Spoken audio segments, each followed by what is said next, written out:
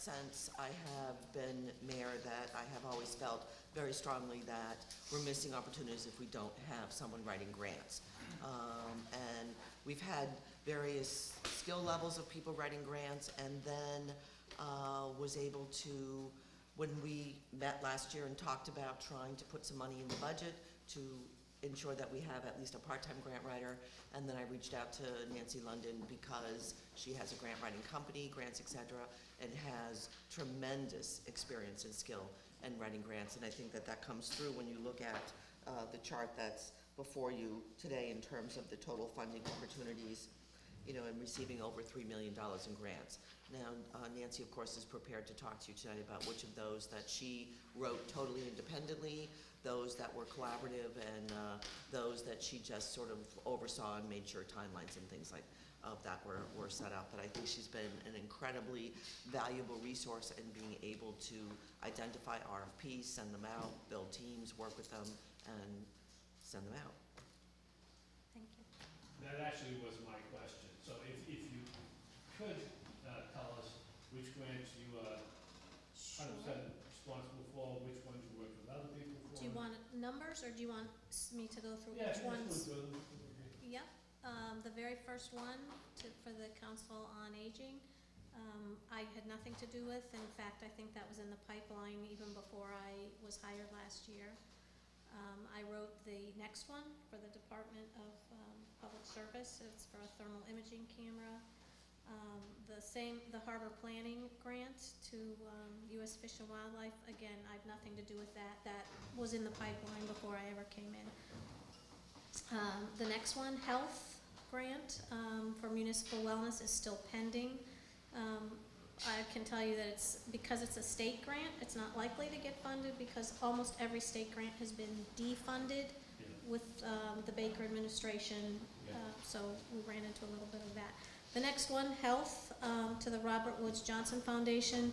That's actually a prize that we were applying for, not a grant itself. We made it through the first round out of several hundred. We were one of the 26 that made it to the final round, and then in the last round we did not receive it, but we were encouraged to apply for their another pot of prize money that they had, which that's the Health Department, the Newburyport Learning Education Learning Center. Newburyport Learning Enrichment Center. Thank you. Newburyport Learning Enrichment Center. That's what NLEC stands for. Yes. There. We worked on that together jointly. So both of those we worked on jointly. Go ahead. So for the culture of health and the culture of health, is that the same? Yes, that was round one, and then which was one application. So technically, you're saying we were awarded it. We were. And then it canceled out by. Right. So in the first round, it was a written application, which the three of us worked on jointly, and then in the second round, we had to create a video, which the mayor stars in, and it's wonderful. Hardly. And we plan to use it for something else, since it came out so great. We're not sure exactly how we're going to use it, but anyways, so good things came of it, but we did not get the Robert Woods Johnson Foundation prize. Just the way you track this, though, I think it's a little misleading because if I look at the total awarded, is Right, that $25,000 per unit? You are right. We didn't really get awarded. That so is misleading. We'll just strike that in Yep. the future. It's good to have advanced through. But Again, the same two departments wrote two other grants for a program called Nourishing Newburyport. Its purpose is to get fresh fruits and vegetables to low-income families. They wrote those grants by themselves. All I did was oversee. I got them the RFPs and alerted them to the grants and helped them through the timelines, but I did not actually write those. The McCarthy Family Foundation for the Parks, I wrote that one. Then all of the remaining parks grants that come from the Morrill Foundation, those were not written by me. That was a process that Lisa Reed and she puts together a whole presentation to the Morrill Foundation for various projects that they need. So that's a whole different setup than the rest of our grants. We submitted a grant to the Coca-Cola Foundation, which I wrote. Again, the Moral Foundation, same thing. The state grant for the Parks Department to the Executive Office of Energy for the in-street fountain and splash pad was another one that was in progress before I started, so I had nothing to do with that. The next several that are listed under planning, I wrote those. That was for sustainable communities, brownfield, 2 different brownfield grants, and the Mass Works program. Now, the Mass Works program was one of the biggest grants we applied for. We did not get it, but we are about to talk with them on Thursday to plan for their next round of funding, which opens up in the next week. So we're gonna try that one again. Which grant is that? The Mass Works one. It was for 1.7 million. It was for improvements in the business park, near the traffic circle. And that's one where you have to knock on the door 3 times before you get in. We're hoping. This will be our third, and we're hoping third time's a charm, Right, so. we didn't get it the year before I worked, or here, or the one that I worked on. Now we're gonna discuss with their grant manager on Thursday afternoon, what were the reasons we didn't get it, and with their new priorities, what can we do to, have a successful application this time around. Rail Trail was one I did not work on. Again, that was another one in the pipeline before I got here. The storm surge one for coastal zone management, we did not get. Again, that was, they had written one, a very similar grant the year before I came here, did not get it. We spoke with them for several hours about what we could do to make it a more competitive application. We did every single thing they said. Then we didn't get it again. That was a joint project worked on by John Eric, Julia Goffredson, and myself. We worked on it jointly. We did not get it. When we talked with them about why, they said almost exactly opposite of what they told us in the first conversation about what to do in order to get it. So it was a very frustrating experience for all 3 of us. But nonetheless, we didn't get that one. Wayfinding was another one I wrote. Police, there are 1, 2, 3, 4, 5 of them. The last 5 on the first page, and I wrote all of those, and we received all of those grants. The third from the bottom, it says pending. That's incorrect. We did get that money, and in fact, we're currently spending it. Just the last one, we're still waiting to hear. It's $100,000 for a substance abuse program that we're gonna try to get started with the police, and they were supposed to notify us in April, and they have postponed notifying anyone for 2 more months, so they say. We keep calling. The first 3 school grants on the next page are ones that I wrote, but then the next 1, 2, 3, 4, 5, 6, 7, 8, 9, 10, 11 school grants I did not write. And those are what's called entitlement grants, which every school department in the Commonwealth is entitled to receive those funds, and it's just a matter of the school department filling out some paperwork and submitting them. They're not the same kind of grants as all these other ones, so it's more appropriate for them to do that paperwork. It's a matter of administration, really.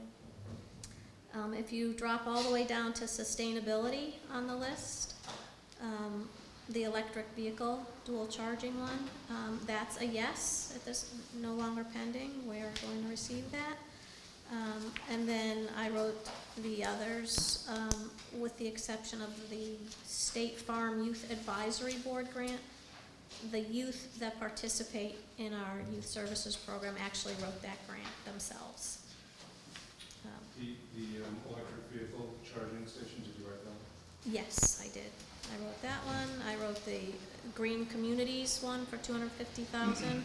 I did work with Molly Ettenborough on that, but I did the lion's share of the writing on that. The Beacon Coalition grant was in concert with Andy Egmont, not by myself. Then, as I said, the second to last one, the kids wrote that themselves. And then the last one to Eastern Bank that I wrote, we're still waiting to hear from them. So did you have totals? So I can tell you that of all the grants listed there, I wrote by myself with no collaboration, 18 of them. I worked with others on 4 of them. I oversaw but did not have a lot of writing in 3 of them. And if you count all those school grants that were entitlement grants and all the moral foundation grants to the parks, I had nothing to do with 21 of the grants. Thank you. Do you have a total on the, Dollars? dollars on? Yes, as a matter of fact, I do. Denied on $1.8 million, which is only 3 grants, but it happens to be the biggest one. 85,000 were defunded completely. The state said after the grants were submitted that we were no longer be funding those pots of money.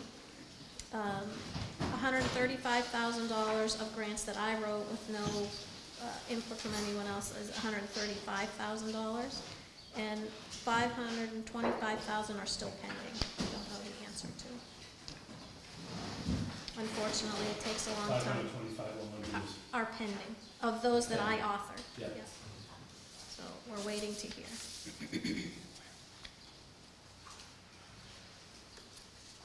Council Baldwin. Do I not recall that there's a guideline that whenever a grant is submitted, that council's supposed to be notified? It was a form that I had set up as Chair of Budget and Finance years ago, and it just sort of disappeared. And typically, I present that information in my updates, but we can reinstate that. It's in Some the kind of, charter. I think it's in the Charter. charter. So that would help with a lot of all the details to kind of be able to follow along as to what's happening. it's more often than not that I'll tell you any grants that we've received. Yeah. You know, in terms of- What's in the pipeline too. Yeah, I think it kind of says that when the city applies, this is what we're supposed to be doing. You're supposed to be informed. Yeah, we don't have to approve, do it. No, but I think it is, we're supposed to be informed of the application. Okay, sure. I mean, that was initiated by, I'm sorry, Mayor, by your efforts as council, and then I think it just got incorporated into the charter. Okay. Even to use a form like this with the date submitted, You know, periodic updates. it less work for you when people. Well, we keep a spreadsheet, a spreadsheet on the shared drive, so it's available information anytime, so we can certainly print Let's it. submit, as a council communication or something. Sure. Any other questions? When did you start, Lindsay? Last July 7th. It's very impressive. Nice. She really started doing what it is. That was round 1. Right, This is round 2. like that. Thank you, Tom, Counselor. Thank you.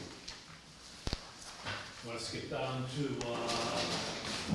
mayor's office?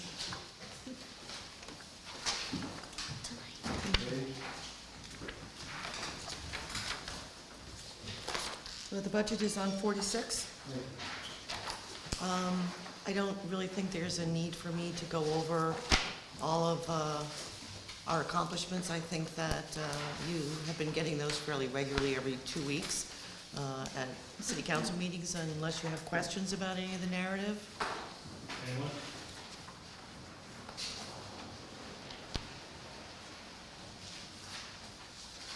So I have a question, on legal, we're budgeting again for 70,000. I guess that's next, we'll do mayor's office, I'll stick with mayor's office. I have no questions on mayor's office.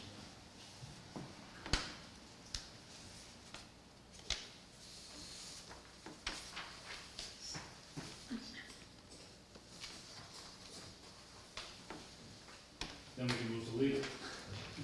So, year to date, we're, what, 129,000? What is our total?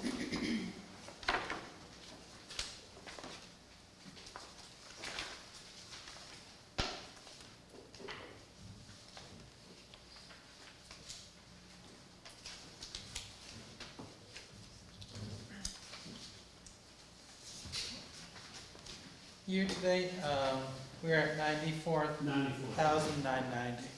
Yeah, I thought that was a little high. It's about 25 over. A transfer's coming in at the next city council meeting for that, to cover that.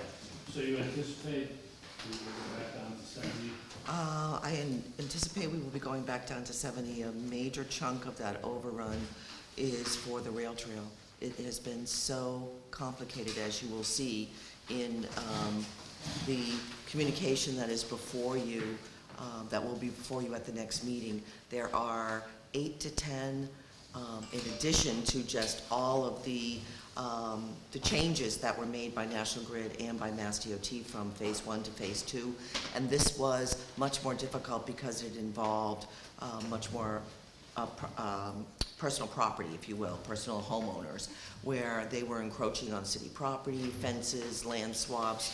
We needed rights of entries, we need easements, and so all of those legal pieces are intensive. Can we see a breakdown? I mean, do they send us a bill by billable hours, or do they? Uh-huh, Can we get a breakdown? absolutely. It would be good if we had that. We're discussing the transfer Wednesday night at a budget and finance meeting. If we can get it. Before then? Yeah, Sure. that'd be good. Yeah. Any other questions on the legal? I was wondering in the past, if when the mayor's appointed, an officer to be the city solicitor, what do you usually pay that person? Just wondering if, with the change order, if we're getting in the range now where you might, instead of using a firm, just have someone that you appoint.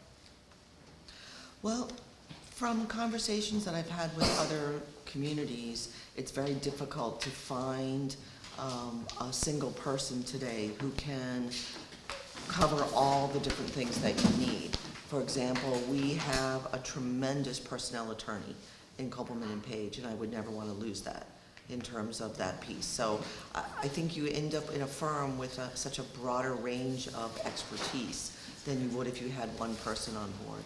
And I would assume that that salary would be comparable to that full piece, but wouldn't be able to meet all of our needs. We don't have any historical, I mean, when was the last time we had somebody? I think under Lisa Mead, I think there, or no, was it, Who was Lisa Means? Mark Lonzo. Yeah. and Phil, Yeah. didn't we have Phil Collins for labor?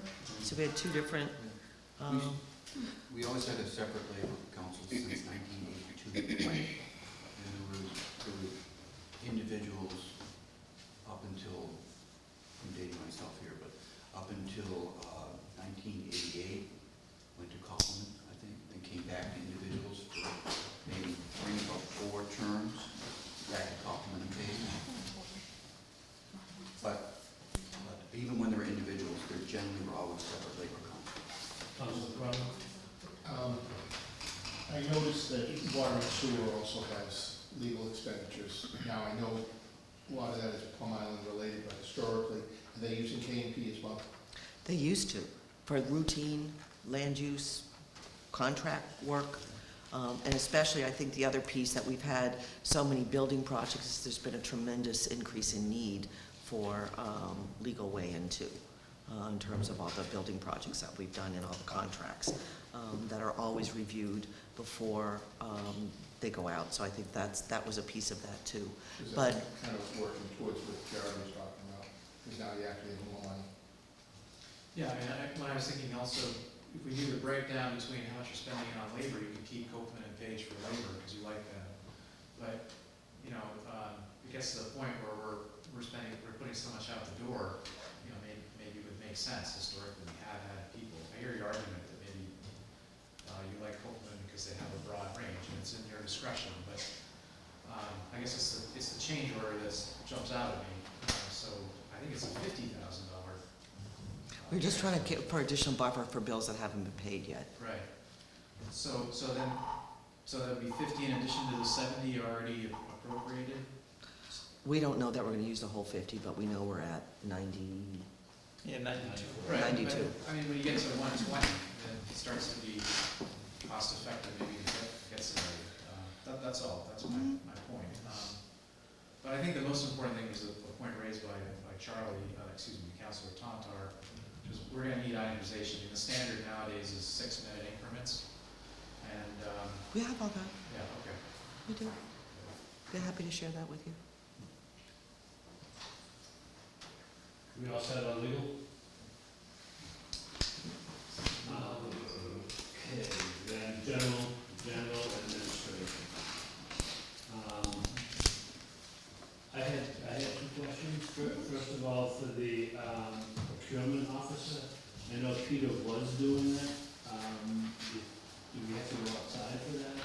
No, Heather's gonna pick that up, and she's signed up for all the courses So you have to. for that, so she'll be doing that. And then the second question I had was budget contingency. Mhm. So we revised that down to 13,000 from 136. And is this just budget contingency for the whole budget or just for your budget? No, it's for contracts. When we have contracts that are opening up during the course of the year, Yeah. so when years that it's an off year, we don't need to have a large budget contingency, but years that we are opening up contracts, that's when we put it in there. It's in years past, that's what's been actual, and that's what's usually been done. Yeah, so it's still a lot more than it has been in the past. We have more contracts open to open this year. Okay. We've had discussions in the past about this, about playing your cards. And I don't remember the track of those conversations, but there's just no place to hide. Move that conversation up. I apologize, you guys have much more history, so I just have the numbers back to 2012. So, you know, those 8,000, 10,000, 49, and then last year we approved 136. We didn't need more than 13, as it turned out. So I'm sorry, I'm lost. Help the stupid guy understand why does this fluctuate so much, and how come in 2012 and 13 and 14 it was so much lower? It depends on when we have, contracts go in 3-year cycles. And so depending on the contracts that are being opened and negotiated during that year, it's where we put, money for anticipated cost of living or raises or other needs. It's not always just, contracts that are in here. City contracts. It may have been anticipated and not settled, and it goes over the next year. Okay, so these are personnel contingencies rather than, Contract contingency. well, when you say contract, those are personnel Sure. contracts? Collective bargaining. Yes. So, for instance, in the ASME contract just went through, has that been, that was not yet incorporated into the budget? That was not. It wasn't because you hadn't approved it yet, and so it would be presumptuous of us to have given all those. So approximately, That's 80-something thousand would be out of this contingency? correct. So I got it. And then we have the department heads that should have started negotiations, but couldn't really throw that on Heather day one. You can figure out a way to hide it, that'd be nice. Well, but I think also though, counselors, that, it's pretty standard fare. I know. 0.5, 1%, 1.5%. We're very consistent contract to I contract. understand, I'm being facetious. It's okay.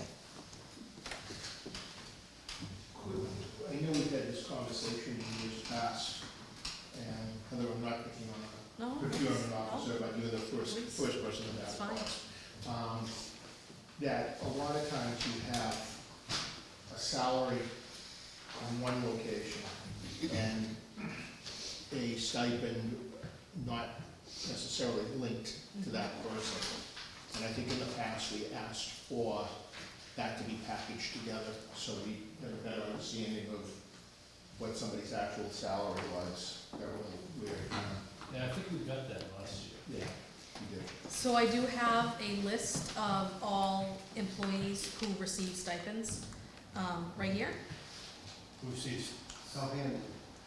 Shocking. Is that one of Council Herzog's requests? It wasn't one of Counselor Herzog's requests, but It I was just one that I had a knew you feeling were going that to want. the council would want this information, and rightfully so. So it has all the stipends, including longevity, just so you can see that, because that is a contractual issue. So would you characterize this $10,000 as a stipend for being? Actually, I'm not even on it because I'm not getting that stipend right now. I guess that's how it's been done. Well, we just started it last year because it seemed to make sense, especially since it is so time-consuming, the work that is required, because not only is this person responsible for making sure that we follow, all the legal requirements in terms of purchasing, but it also is the person who is responsible during all of our building projects to go back and go through all the payroll requirements and requests from all the unions, carpenters unions, and these are coming in droves, and they require a tremendous amount of time to be able to put the packets together for all the different labor unions who are requesting that documentation. It's a bear. But this one, if it's a stipend, is not in here. Are there any others that are? No, I asked for it's a complete list of whomever in this is employed by the city and receives a stipend of any sort. Well, excuse me. Yeah, we have mics here. We just want to know if you could turn it on. Oh, is this actually live? Yes, And nobody told us. it's taping.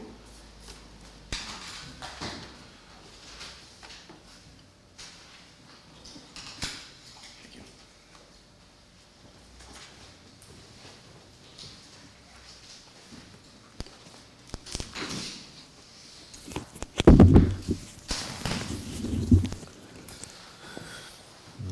If I'd known, I would have dressed up.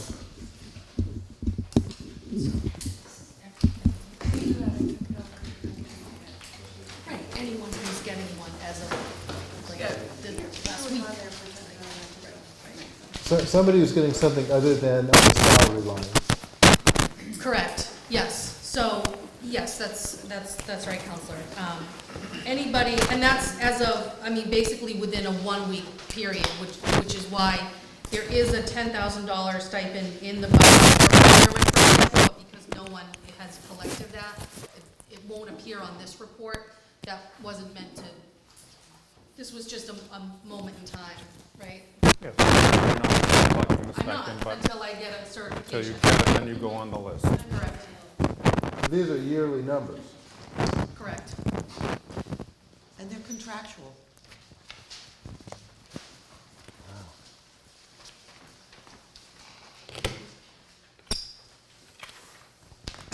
Why don't we just roll them into salary?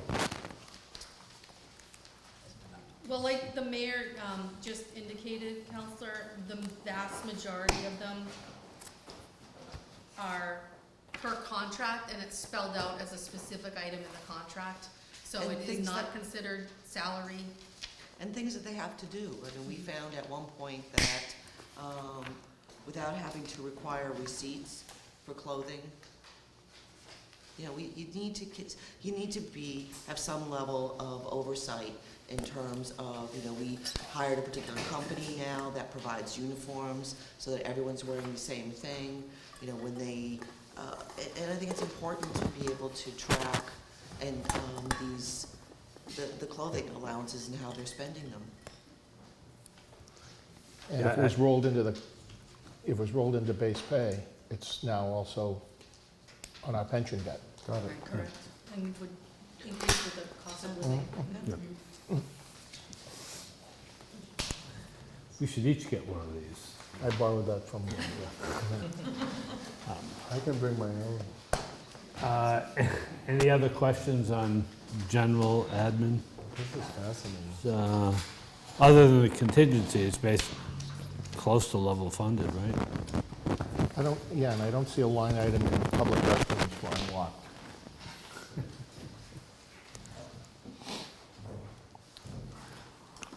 You can go check the door. Mayor, thank you. Thank you.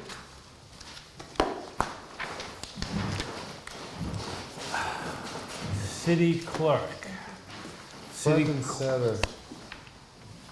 City clerk is on page 53. And where's the revised? Parking, never mind.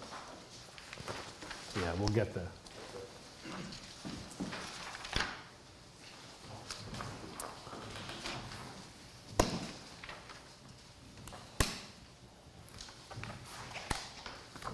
So the only thing that jumps out is the increase in the part-time office help, 14% increase.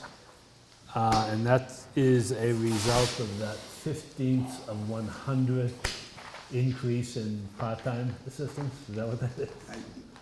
I can speak to that if you want. Yeah. Where are you, John? I'm on page 53.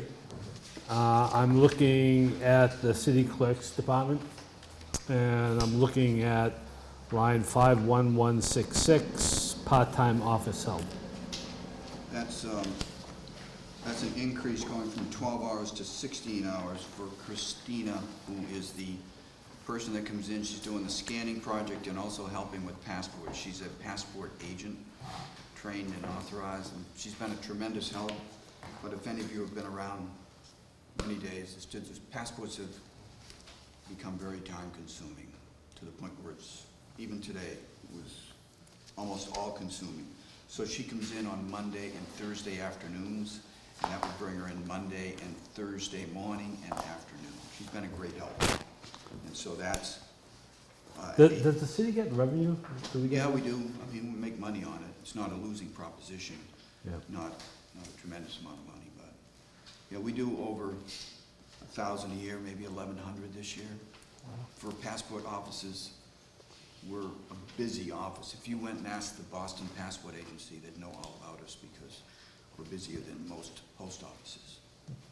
We compete against some post offices. For example, the option, if you don't want to come to Newburyport, you go to Haverhill. But many people option to come here. And what happens with, we actually process passport applications? We do. There are two fees. One goes to the federal government, one goes to the city. City gets $25 per passport application, goes into the general fund. We also get $10 for every photo, and most people get photos. So it's almost, approaching $35 per employee per passport application. And how many did we do? Did you say 1,100? Pushing that, yeah, it's over 1,000 a year. Annually. And to be honest, it's a great service. People just love the service. What's the alternative? Just to do it yourself? No, the alternative is you have to go to a passport acceptance facility. Oh. So most people would opt to go to Haverhill. Oh, I see. Or Boston. I can make you one. I'll just give you one of my old ones and Right. cross my Thanks. name off. You are on mic? Oh, no, you're not. The mic's for... I'm using Oh, this, you got it? Yeah. That was a joke for those who Yeah. are watching from home.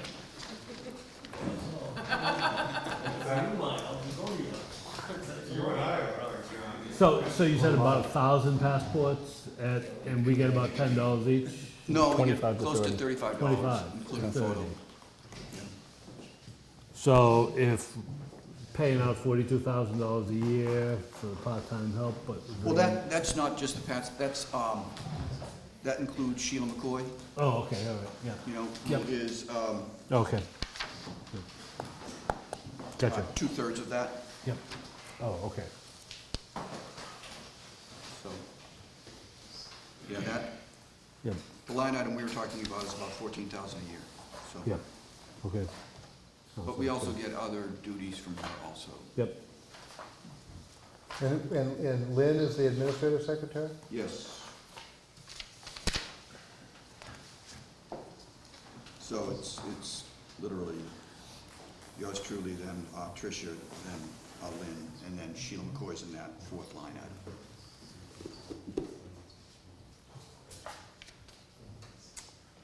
Any questions here? So just looking at the stipend sheet, so so there are several stipends. Page from this. 53. The hearing officers, so that's Bishop and Lynn. I don't have that sheet. Hearing officer is. You're getting quite a bit, you should. I know, I mean, my, That would probably, hearing officer would probably come under parking clerk on the next page. From heaven. yeah, I get,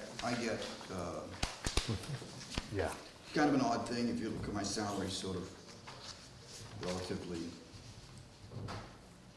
if you look at it, that's not all I get. I go by contract, I have a contract. That's why the salary has stayed low, if you will, relatively speaking. But that's not, you can certainly see a copy of my contract if you'd like.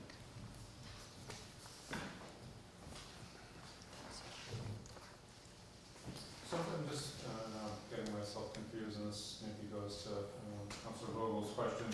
So where in the annual operating budget are the stipends for this? You know, is it true as Councilor Cronin suggested that hearing officers would be under parking? True. They used to be in the budget, then when the revolving fund started for parking, there was a decision made to take them out of parking, which makes sense, I guess. Oh, and they were in the revolving fund? Yes. Okay, that makes sense. But then your clerk of council, okay, stipend, is that reflected in the budget? It is. It's reflected in City clerk. city council budget. Page In the city council 54. budget, okay. What did you say? Page 54. And you'll see it bumps up by odd numbers like $80 or $20 or something. That's a 2% by contract increase.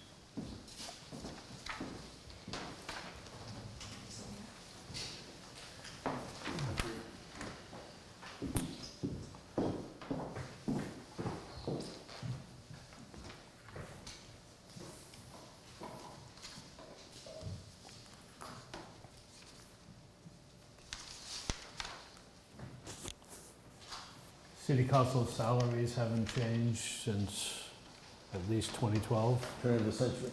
It was really when Councilor Pramberg made that change, and what year was that, right? Well, it used to be, it always was in for many, many years, 10% of the mayor's salary. And then probably 10, 12 years ago, council at election time said, let's cut it down to 5,000, eliminate the percent, but for hundreds of years, it was always 10%. I think that's why I filed something probably about a few months ago to raise it to maybe 7% of the mayor's salary and leave it at that. But it was always 10%, which I think now that'll be too much. That's why I was looking for something to go 6 or 7%. Right now, it's 5%. And I don't think it's ever been raised since, ever, I don't think. The mayor's salary was always 50,000, we always got 5 at the time. It's flat, so it will fall about behind.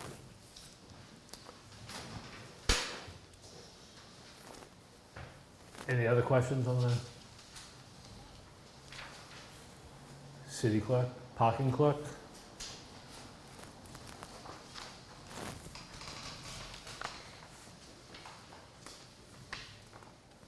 Yeah, Yeah. maybe we should take this up another time, but has there been any discussion of changing the fee structure so as to support this more adequately? You mean, Either tying the Support what? I couldn't hear you. the administration of the parking program completely under the fees that are collected, as opposed to putting it as something under the budget. Has there been any discussion of that? I think Councilor Cronin would know better. He's on the Parking Advisory Committee. There's a lot of things swirling around. There's with the Parking Advisory Committee, and I think in some respects, the Traffic Safety Advisory Committee have been kicking the can down the road. Both Waterfront Trust and NRA are coming up for contract re-ups for them. We've been looking at lighting as an issue, We've been looking at surface as an issue. And we've been looking at times as an issue, as well as costs. You know, my personal opinion is, you know, the cost is low, and it keeps people coming here versus, you know, pushing them somewhere else. There is a question about in the summer, do we want to go, you know, longer in the evening? Yeah. You know, That one seems to be the obvious. Yeah, choice. that's on the table, but, you know, unfortunately, I think a lot of this is gonna be, agreement-driven in some respects. Yeah, we have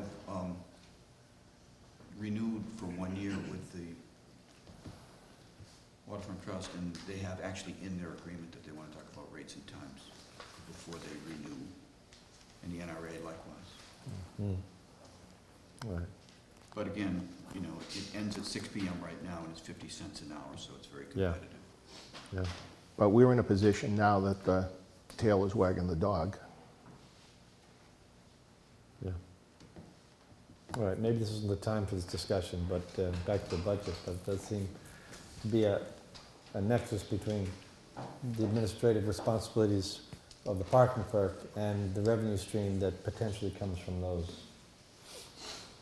And parking facilities, many of which are supported by people outside the city, which is, I think, a good thing. and it is on the budget for the Parking Advisory Committee. It's on the agenda, I should say, every time we meet now, would you say?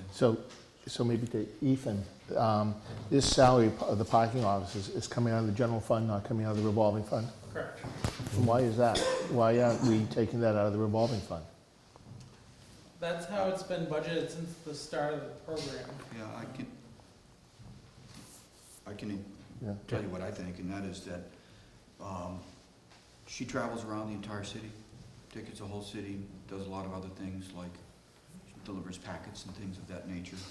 And the budget, That's only Diane, right? The other one's, okay, that's what it is, huh? yeah, That's right. everybody else is paid coming- on. Right, gotcha, yeah, I remember that. And you heard about the electric vehicle tonight, and so the electric vehicle coming to her. Maybe I'll speak into this microphone since it seems like we are being recorded. I I thought don't need to stand, but I get it at it. All right. Look away. The 7% increase in that line, is that contractual? or is That's that- contractual. You know, she reached, I believe, a 15-year. Yeah.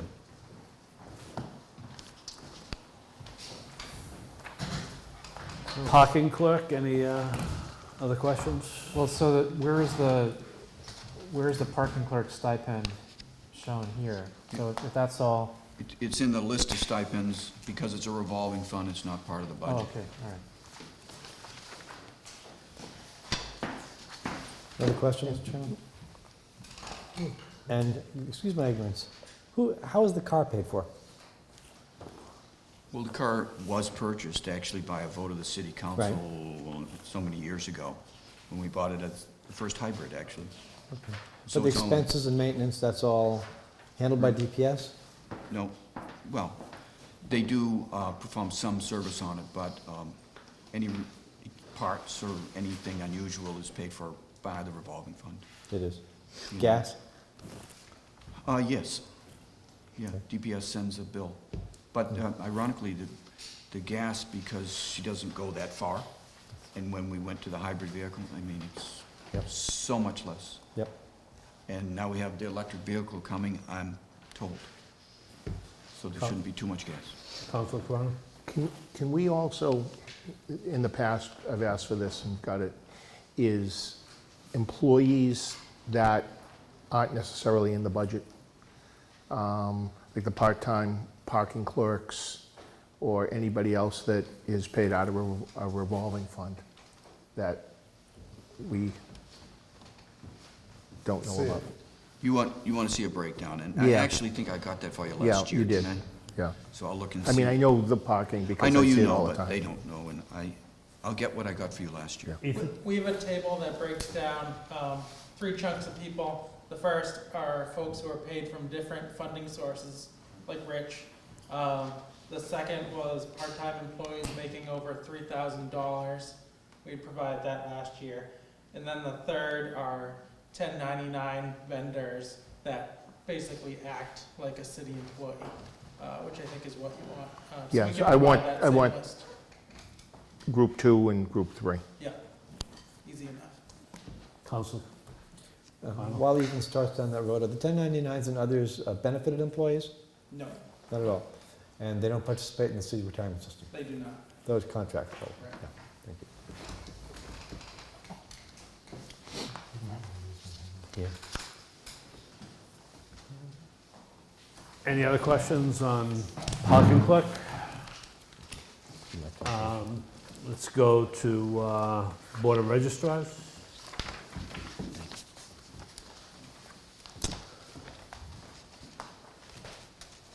Page?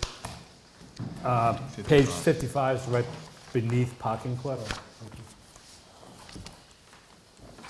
So we had a couple close elections. This coming fiscal year, we have city election We have the first and the presidential primary. non-mayoral this year.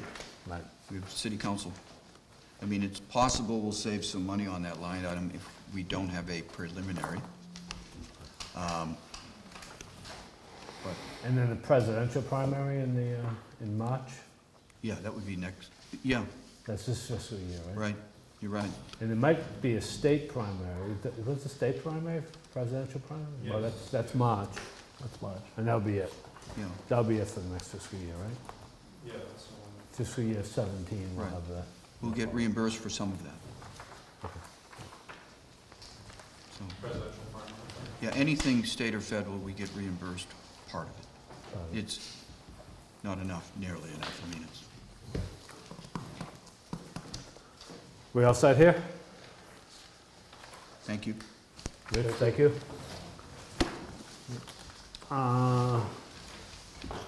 City auditor, and we can tell you the page number. Page 67.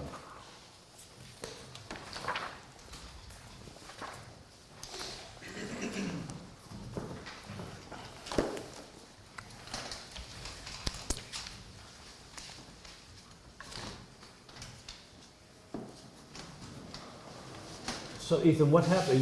You actually decreased your budget for personnel services? Yes. You cut out 1/5 of a position? That's right. This year, we had one of the finance clerk. Maybe if you moved over in front of the sorry. microphone, just... Thanks. Our finance clerk, Rosemary Coulomb, was working 4 days in our office and 1 day on the housing rehab program. Uh-huh.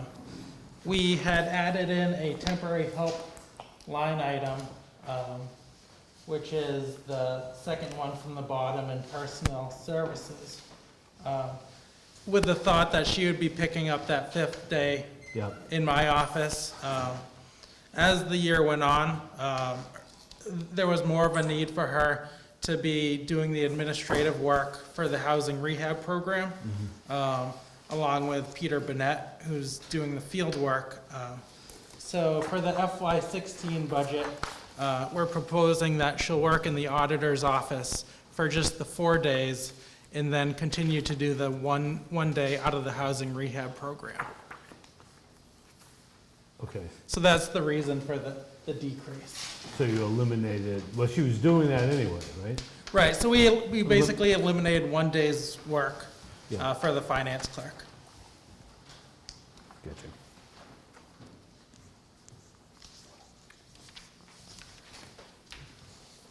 The financial audit's gonna go up in cost this year? Yeah, unfortunately, there were 2 new GASB statements that were issued in the past year, 67 and 68. In the past, our pension and OPEB liabilities were just basic footnotes to the financial statements. Now, the Governmental Accounting Standards Board is making us report it as an actual dollar figure under GAAP on the balance sheet. So unfortunately, there's a little bit more work around that, which continues to increase our audit costs.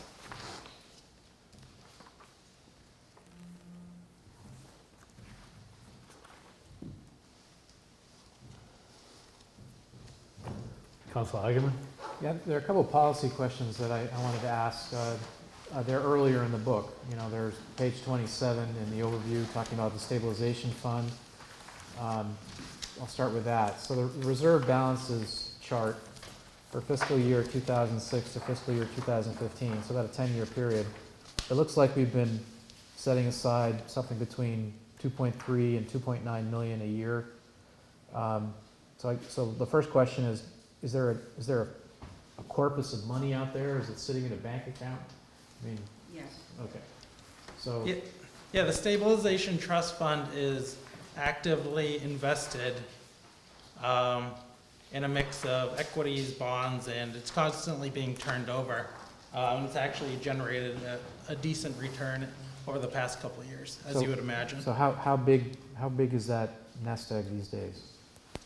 It's around $2.8 million, Okay. which is pretty much right at our policy target to keep it at 5% of the general fund budget.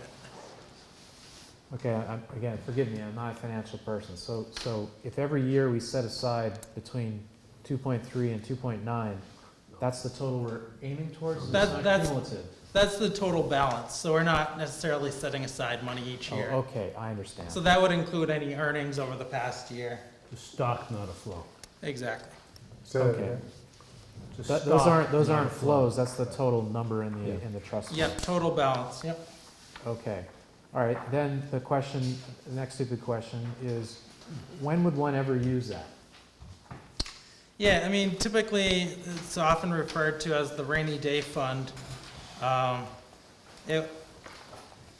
We talk about it in the financial policies. I think it would be for an extreme emergency when we got to the point where we couldn't pay any obligations such as debt service and we were on the brink of default. Okay. That's when you go to that fund. It's the last resort. Okay, Hey, can I just jump in? It's also extremely important in terms of bond rating. Absolutely. Standard & Poor's use that. Oh, Yeah, I mean, despite getting the upgrade, they actually cited that our reserves are actually on the low side, and they'd like us to keep building them. okay, then the follow-up question would be on the free cash side. Mhm. So I thought I had read in here that the plan is to have the greater of $500,000 or 1% of the tax levy, which would be About the same, about yeah. $500,000. Yeah. But we're actually at, last past year, we were well over that, which is great. I mean, it's nice to have a lot of money. But in past years, it's been a lot lower. So fiscal year 2006, there was only 643. And so we're more than 4 times over the recommended amount. I'm just wondering. The policy goal is to not bring the balance below $500,000 or 1% of the tax levy. So that's saying by the time year end rolls around, that balance should not have dipped below the minimum threshold. Okay, so in other words, in fiscal year 2006, they really only had $143,000 to use for one-time capital expenditures if they were going to keep the $500,000. Correct. Whereas now that we have, closer 2.3. to 2.4, we have 1.9 to play with. Right. Okay, all right, now I understand. And these are pretty, when I chaired budget and finance for a few terms, I dug into other municipalities, and our free cash was a little healthier than average, but not by much, because at some point, I was thinking it's too high, but it's a pretty small portion of an operating budget, so I think that's how we did some Excel charts compared operating budget with free cash, and where we were in these first couple of years on this chart was not good.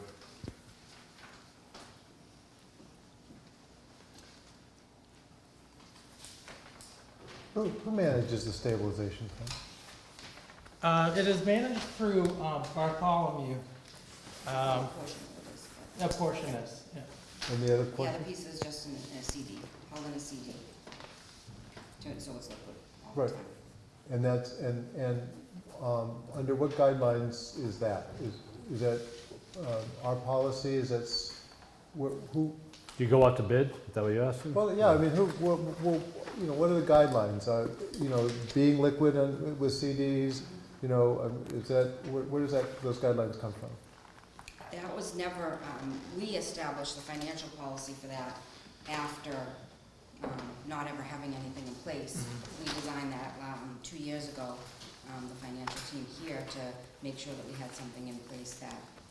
So that's our It's an internal policy. for the city, Okay. based on our whole financial picture. Yeah, we updated our investment policies 2 years ago with the help of Bartholomew and also guidance from the state to, keep it in the realm of other communities. And that's kind of how we built it. And we then, make sure that Bartholomew is managing to those policy targets. Thank you. I just had one where I'm sorry. So also, you mentioned the audit, which is done by the outside group, I understand. I think it just came in April. Yes. Yeah. So you said in your report on page 63 that recommendations for improvements were received and will be implemented. Obviously, I'm not expecting you to summarize the whole thing, but what are the highlights? What's left to be implemented? Right, there's a number of more minor, if you will, recommendations that have been carrying over year to year. And each year we gradually try and, check them off. So one was, getting compensated absences put on employee paychecks, because they'll argue that there's a dollar figure attached to that, and you need to know exactly what it is. Yeah. We have not gotten there, but we're working with our vendor to roll that out. The most major material weakness for the city has been the cash reconciliation process, which has been noted since, I believe, 2009. And with the help of our new assistant auditor in Julie's office, we've really dug in on that this year. And I think we've made significant headway. And then trust funds. I saw that we did set up a trust fund commission. I think that was their recommendation. Yes. But I know some of these funds are kind of paltry. Like we used to have a sidewalk fund. Mm-hmm. So if we located all these, and we do the handle and all that stuff now, I mean, there are even some mentioned in the municipal code, like the Cutter Fund. I don't even know what that is. Yeah. But is there one place I can go to find out what these trust funds are? I assume that might be Sheila Mullins is where I should go. We do have, I have them all on record. Oh, that's great. Yeah, so I can provide that to you if you want to. That'd be great if you could. Could you send that to the whole council? Yep. Can you get them in the audited financial statements too? I mean, they audited them, Sorry? Audited financial statements? Those are on the city's website, Yeah, that's on the city website. under the Audited finance financial section. Yeah, Yep. these counts are in that. Yeah, they'd be part of it. A question about those trusts, and maybe Julie can answer this. Which of those trust funds are encumbered or somehow restricted under the terms of a gift or their establishment? All of them. Is there, I assume that they're identified with a specific purpose. They are. And is that also a part of that data that you have available Yes. for us? Yeah, so it's on a spreadsheet I can share, I'll send you, and Yeah. it has each purpose Yeah. listed specifically Good. what it's for, and they're all the principal is held on each of them, and the earnings can be spent based on the requests Right. of the original trust.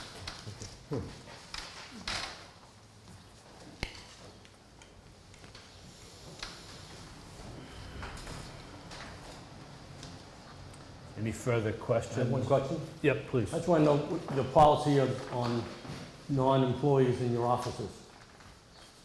What is your policy? I've noticed that in your office there's a child there some nights. I'm worried about insurance. Is that a policy of yours to have someone there? You may be referring to the assistant auditor's daughter. I don't know who it is, you know. Yeah, there may have been 2 nights where she did go in and visit. That's a very rare occurrence. So that doesn't happen every week, Certainly not, no. so the visits are temporary visits, is there like, they're not there for the whole night till 7 o'clock or whatever? No, it would certainly be just temporary. What's Yeah. temporary, what's temporary mean to you? To me, it means 5 or 10 minutes, not 2 or 3 hours. Right, I imagine it would be a visit, just as anyone else would visit City Hall throughout the course of a day. So any office can do that under you? You feel that it's okay, a policy? Not on a regular basis. I think we are a public facility, and I think it's natural. Well, that's what concerns me, insurance, you know, if someone's behind the desk or whatever, or falls down or whatever, if the person, you're upstairs, they're coming downstairs, anybody, not just, I'm even concerned about the senior citizens that are working here. Do we have insurance on them? I'm just worried about insurance purposes. Oh, definitely, yes. We have property and liability coverage for this building and every other building. Whether it's an employee that trips or falls, or someone who's in the building that trips and falls, or whatever happens to them, we're totally insured for that, yes. So this person or whatever that doesn't come in all the time, that's all I was concerned about for insurance. Okay, sure. Thank you very much. Thank you. Any other questions of the city auditor? Ethan, thank you. Thank you. City Assessor's Office. Dan. Here comes trouble. We are on page 71. We're not gonna discuss the goals, I guess?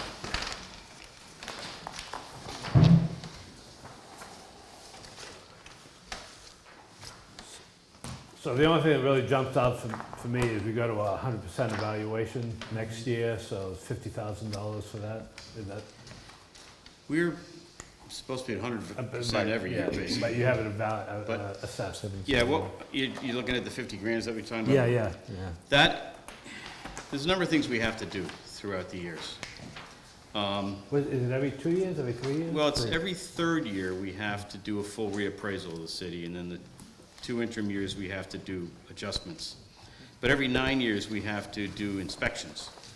And so we do our cyclical inspections throughout the years for building permits, sales, whatever, So actually that is to bring our inspections up to where the DOR wants us to be for our FY17 revaluation. So we're looking at field work. We're at about 62% right now. In terms of on-site inspections? Right. One question, so an on-site inspection, is it if there's a building permit pulled and? Well, we go out for numerous reasons, but we keep track of all the inspections that we do, tagging them with every property.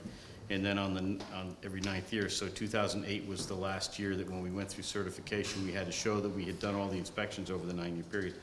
So 17 is the next one.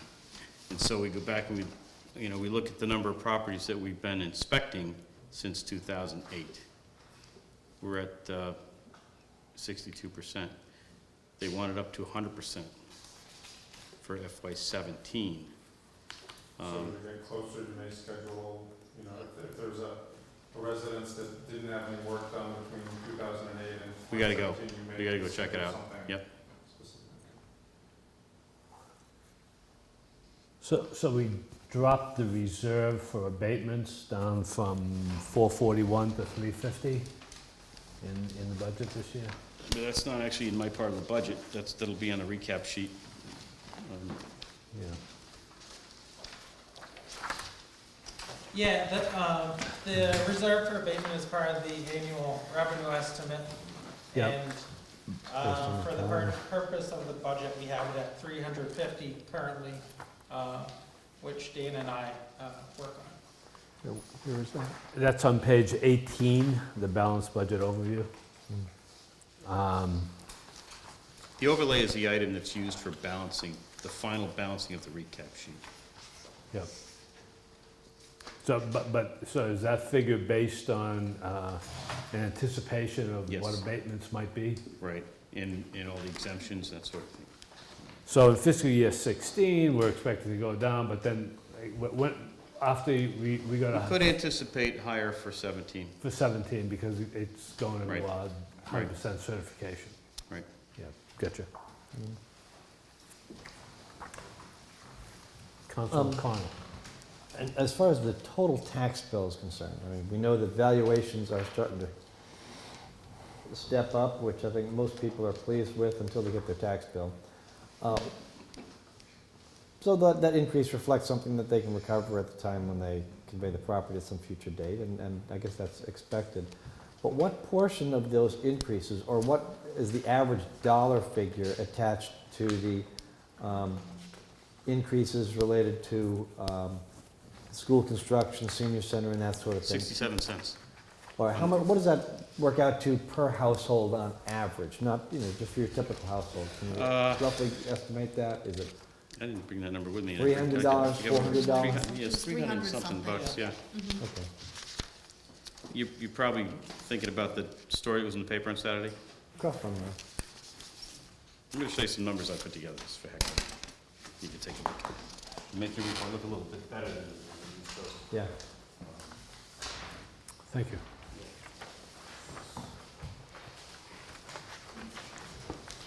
Give me two, I'll give you this. Thank you. Give me the one for time. Yeah.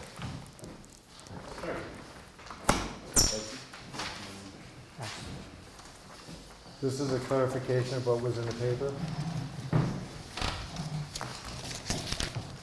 This is a clarification? Yes. This is my rebuttal to what was in the paper, if I can put it that way. Too bad the paper left. Maybe we should give it to Doug. He's gone, yeah. It's convenient. I don't think you wrote that one. This might, I think, make a little more of a level playing field, instead of just looking at the average assessments in the various communities, because the communities are different. And some, Amesbury, for instance, may have more lower-end homes, then the report may have some more higher-end homes, and so the average can be very, very different. But if you want to look at dollar for dollar, if you're going out to buy a house, I mean, who goes to a broker and says, gee, I want a house, so if it's Newburyport, I'll spend $5, but if it's Amesbury, I'll spend $3. I mean, generally, people have an idea of what they're looking for, what they're going to spend. So what I put together here is to give you an idea where the tax bill is going to be if you're looking at a $500,000 assessment in each one of these towns. And, if you compare them in this way, you'll see that Newburyport looks pretty darn good, even with the debt exclusion in there. And from what I could figure, too, Newburyport's the only one of these 9 communities that's got a AAA rating, too. So, what kind of surprises me is the cost of taxes in the towns that have the regional school districts. I don't quite understand why they're so expensive for the Sharon School District, but whatever. We should have given one of these to Ethan. So anyway, it's just a different way to look at it. The issue, if you follow Amesbury debates between the average, tax versus the tax rate, I mean, it's, you gotta look at all these different ways to measure these things. Sure. It's not just one. I don't want to pick on the Daily News, but I thought the headline to the Bill, story was go kind of ahead. funny to begin with, Join the where it crowd. says, in port, tax bills zoom up and Amesbury's aren't. Well, Amesbury can't zoom up because they're already on the top. So, we saw a greater increase only because of the debt exclusions, period. Which was voted on by Majority of the the people. citizens. Right. Or is it self-inflicted? Yeah. Dan? Yes. The last time I looked, the rank of Newburyport taxes in Essex County, and I think there are about 30 communities in Essex County. I'm Something not like sure that, if yeah, I something forget like that. exactly.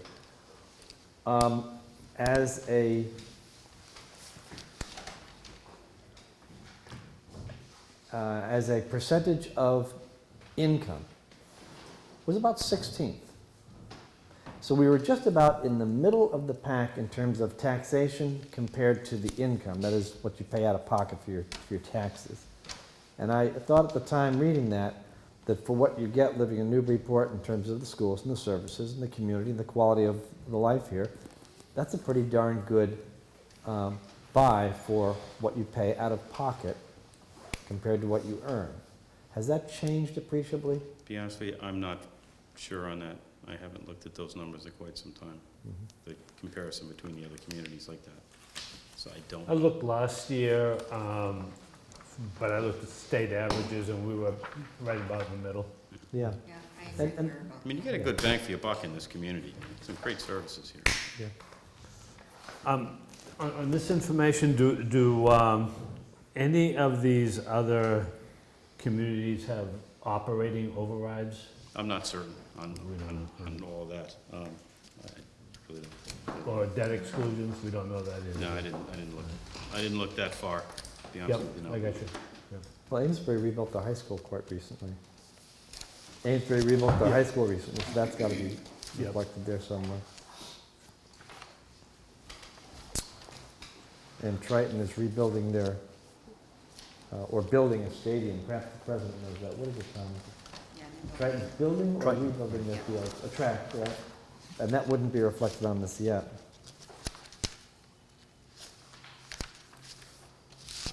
I look at this budget, accepting the $50,000, you're coming in, you actually have a decline in the budget, in the total over last year. That's because you got a About 9-cent 2%. cut in pay, that's why. You got a 9-cent cut in pay, maybe that's it. Saves you money. Yeah, I noticed that, by the way. Yeah. You gonna sit there and take that? I'm missing that 9 cents too. You'll make it up in gas, I think. Which is a good segue. I got a Councilor quarter. Cronin. And again, I kind of picked on Heather for stipends because she was the first one in the room. Round numbers, and this is more towards the mayor's office than any place else, is I brought this up before with no traction, so here we go again. We have about 12 car allowances for about $35,000 a year. And that's hard, and those are rough numbers, all right? And I know when I look at them that there are some that are standalone, the harbor master's in the room. He's kind of a standalone car. I mean, but I look at City Hall especially, and you can't come up with almost like a state program where you're doing a ride share. I mean, A motor pool. a motor pool. I mean, even if I'm off by $10,000 a year, you're talking over a 3-year period, 4-year period, $100,000. You're gonna have the Honda, which is the parking enforcement car. You get 2 other, basic cars, and between inspections and whatnot, they're gonna last forever versus spending $25,000, $35,000 a year on stipends. Can I I comment? guess, did the city want to do that and then flip, No. change? No, it's never done that. All right. Yeah. I think personally that would be a great idea. There's be some department heads that could not do that. Building commissioner, for instance, is out every day, so he would need a car every single day. I'm not out every day. There's certain seasons I'm out a lot, Correct. but I'm not out every day. And there are other departments that use cars periodically, whatever. I mean, for years, I've been in favor of a carpool. Yeah, and I mean, you come up with a reasonable number. Where I could And you're gonna be reserve a saving car money. for certain days when I Yeah. need it, and maybe veterans agent uses it sometimes, maybe the city clerk needs it, or the, finance director, whatever. I probably would need it more than most, I suppose, do the inspections that I do, but I've always thought that would be a better idea. I mean, I'm And- looking like water and sewer and And one thing to keep in mind with regard to supporting that concept is the reality that the the city's insurance, from what I understand, does not extend to personal vehicles. So if one of us does get in an accident and somebody gets hurt, people like to sue the deep pockets. The city's not covered. I carry coverage for myself doing business in my vehicle, but that doesn't extend to the city. Thought they would go after the city after getting up your insurance. No, they Who just knows? sue everybody. Yeah. Depends on who you hit. That's what they teach us. Yeah. Don't hit a lawyer. Is it just as And I a side, is it testify possible against to everybody. get that? Go for deep stipend, pocket, get the that deepest Excel pocket, spreadsheet? really Can go I after get that that digitally? Of course, yeah. Yeah, thank you. What I passed out? Yeah. Mhm. Yeah, thank you. But that's just my opinion for what it's worth. Assessors office, any other questions? Just a clarification, it's not, we already went over this and, yeah, it was already clear to me, we're middle of the pack on our taxation. That's notorious. But on page 12, you had a factoid here that the average property tax bill only went up $371. I'm just wondering, is that for all residential property? You know, I don't even have that with me, I don't remember. I have it. Yeah, so it went up from 6,323 to 6,694, and the reason I Yeah, asked. that's average single family. Okay, well, no, because the average home value actually went up really a lot, it went up 12% in 1 year. Yeah. So I'm just trying to reconcile those two numbers. The tax rate went down. Tax rate. Tax rate went down. Okay, so those are apples and apples, those are single-family homes. Value goes up, tax rate goes down. The tax rate might have gone down, but our income. Right, but. Yeah, tax rate went down from prior year. Okay, It was 1416 last year, 1334 this year. and that accounts for the difference of But the values went up. 6.5. Values up, rate down. Okay, got it. And the average is bound to increase here, even if, basically, if there wasn't any real appreciation, if the market was relatively flat, in a sense, the average would increase, because everything being built here is higher end now. Right, they're all going for the high-end market. Yeah. So that's gonna bring the average up. Okay, nice. We all set? All set. Thank you. Thank you. Thank you. Thanks, Jen. Treasurer's Department, Julie. That is on page 76.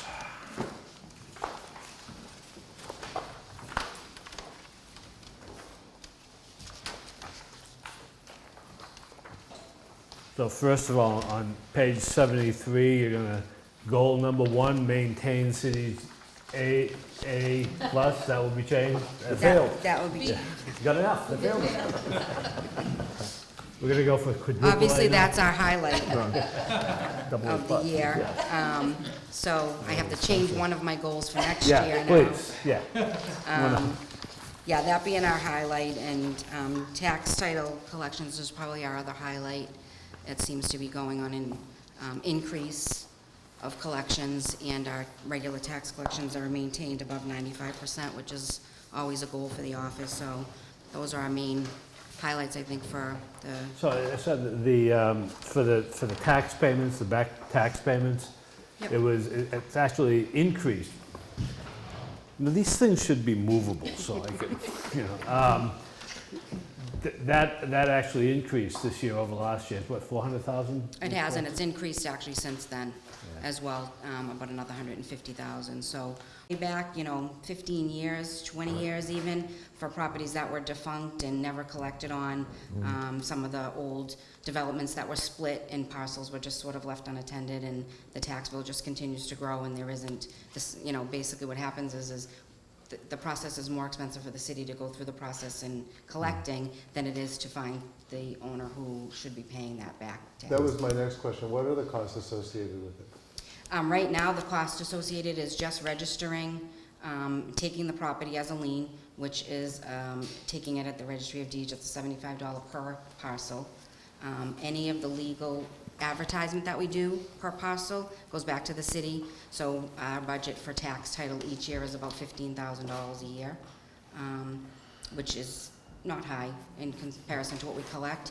Any legal fees that get imposed get collected as part of the lien, so that gets imposed back to the resident whose property it is, through the attorney that handles that for us. And so the lien then, the cost of placing the lien, so at that point in time, we're only in line for payment when the property changes hands then? So there's no pressing before that point? No, when the property, it's in ownership, whoever owns it, the property, you know, is their lien. Sure. So we're forcing the person who's currently owning it to pay. The only time you might get paid in advance of that is if the property changes hands. So then, Compel a sale. Yeah. You should Yeah. ask her if she can compel a sale. Go ahead, you asked. No, so in other words, I think what he's getting at is you can compel the sale. If they're delinquent on 20 years, you place the lien, and they don't just say, okay, well, when we get around to selling our house, we'll pay. It doesn't work that way. no, we take them to land court, we Right, would you take them to foreclose. land court and The they city would compel. foreclose on the They- property, we would then own it. And we're in first Then liquidate position. it to resolve We're in it. first position. That's right. We're first ahead of a mortgage? We're ahead of Yeah, everybody. everybody. Except the condo, Is that what? except the condo association. So then, so what is the cost associated with that? So then there's legal true? fees and all that? Right, so if we go to land court and we actually have to appear and file in land court, it's $515 per parcel again. And then whatever we impose for legal fees for ourselves to appear. But we haven't, 77 Parker Street. Oh, we get that back, you Corner, said. that was right, it. we get that back when, 55 right there. when we claim the tax. So where does that show up in the? In our tax title line Tax item, title that expenditure? $15,000 a year Yeah. covers about all we pay for expenses. So do we have, is that anywhere that I could look on a piece of paper as to what's outstanding? Is that, Yeah, I can generate a report that tells you what's outstanding. I would be curious. Okay, I can do that. Could you give that to everybody? Yeah, yep. And just one more, I'm sorry. This fascinates me, this whole bit. So, at any, like right at this minute, like, how many are getting ready to go to land court? Where, you know, how many are we pushing? How many are we about ready to foreclose on? What, you know, give me a, Currently, the city's never taken a property oh, in well, foreclosure. okay, let's change that. You know, They need some places, more places to open up, come on, they got two now. Because we don't want to be landlords, obviously, of any sort. We don't want to take property unnecessarily, and we don't want to displace residents. That's our first concern. But we also do have about a half a dozen that are pending in land court that will go to that point if they don't get settled before then. It's a long process to get there, to even get a date in land court. So probably anything that I filed, say, last December, it may be, you know, pending for July, or we're waiting That's what I was 6, gonna 8 say. months for a date. Okay, so Yep. that define long term, so that, or define this time period, so Yeah. 6, 8 months. Thank you. Council Cronin? I noticed, and kudos to Paul, who's sitting there, I noticed when I was getting my boat stickers, that he had a list of everybody that had outstanding excise taxes or anything like that. I was wondering if something similar is in play or in the works for other departments that are getting permits, such as, you know, building and, you know, wiring and plumbing and all that, to the point where the office themselves knows if somebody is approaching that they can't do it. Is that already in place? Or in the past, like 4 or 5 years ago, I think I had to come in with a paid excise proof of, you know, payment.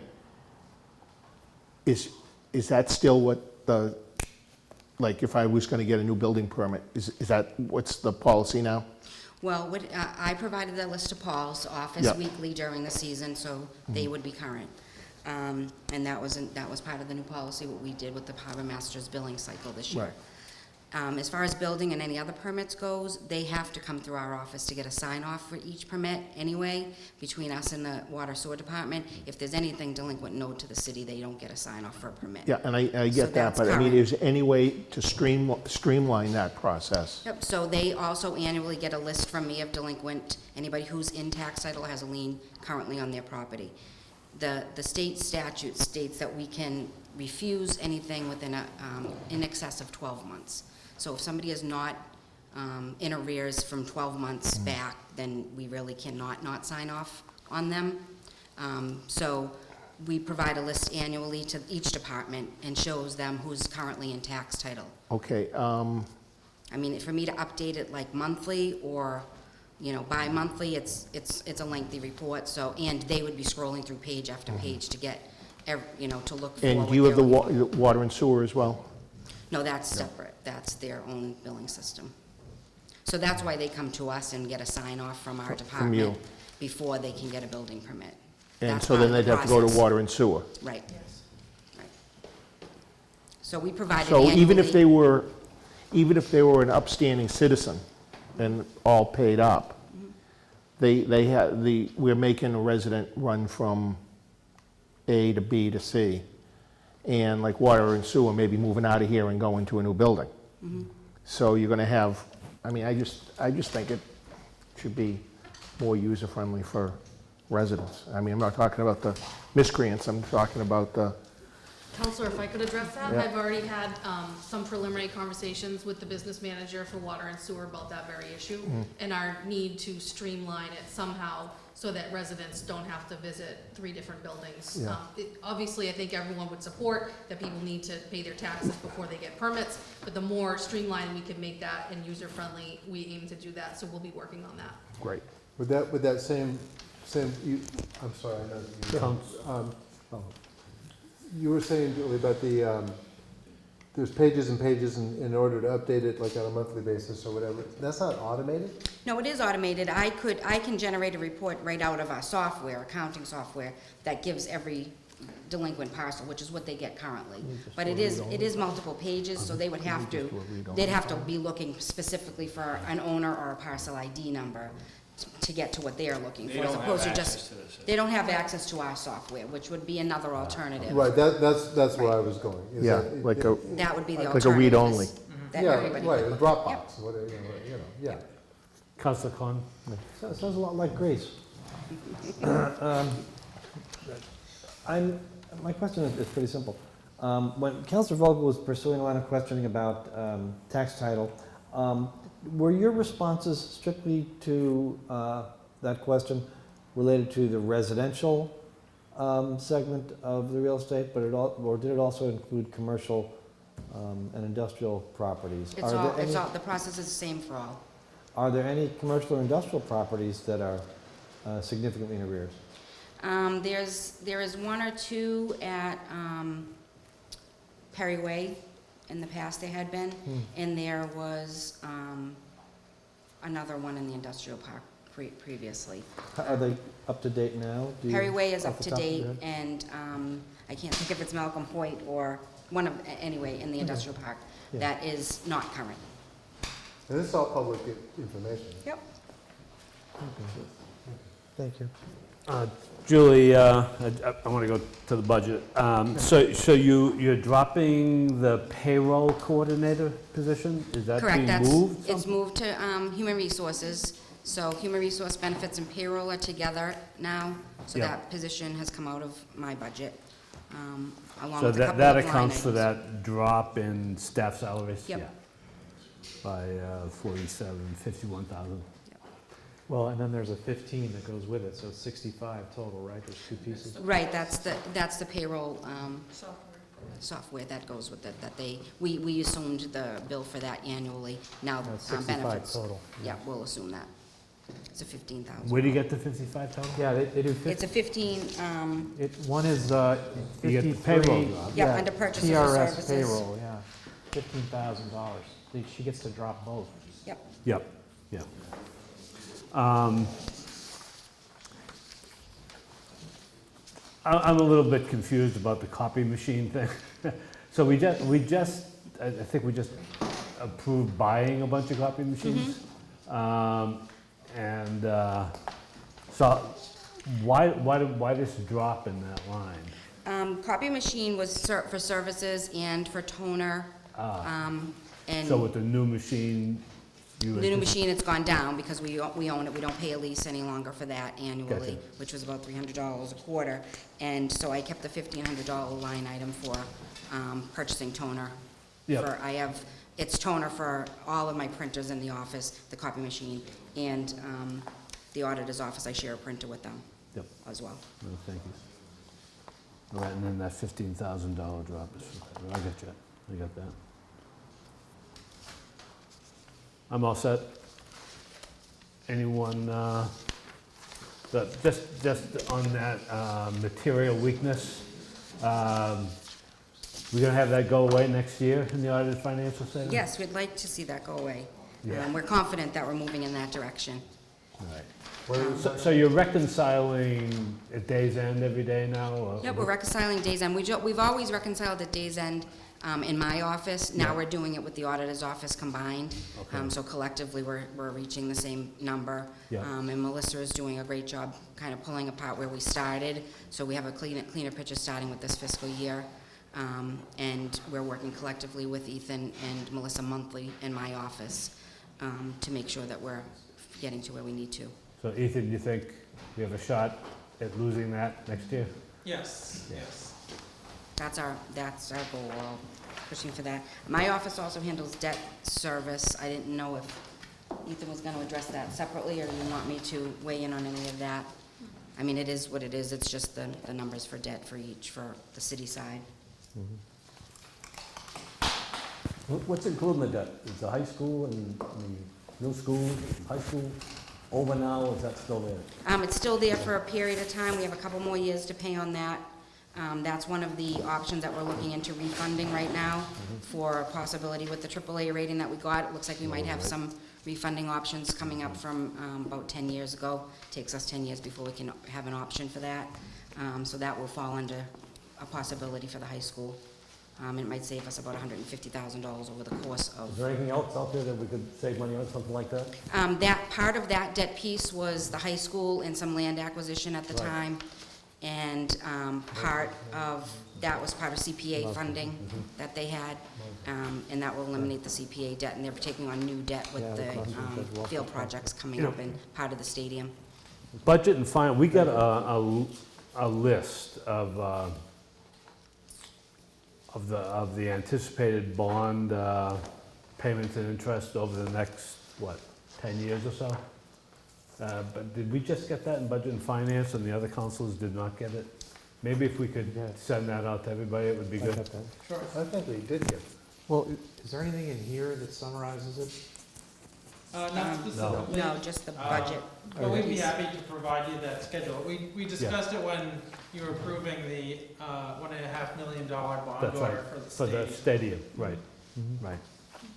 So we can And send so that. as I remember, fiscal year 16, go down a little, fiscal year 17 reaches a peak, and then it declines after that, Yep, it levels off right after. in time for the lift station. Right. Next year's budget. Fire station, too. Are we okay? Any other questions? We're always okay. Okay. Thank you very much. Thank you. Thank you. Thank you. Thank you, Julie. Paul, Harbor Master. All right, we are now on page 209, the end of the book.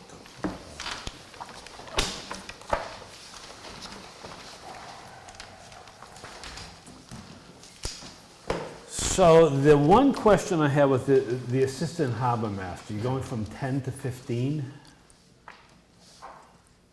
On the assistant harbor masters? I'm looking on page 208, the personnel summary. I still have it the same.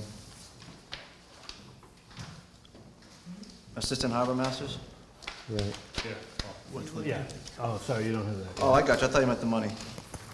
Yeah, no, I'm looking at the numbers.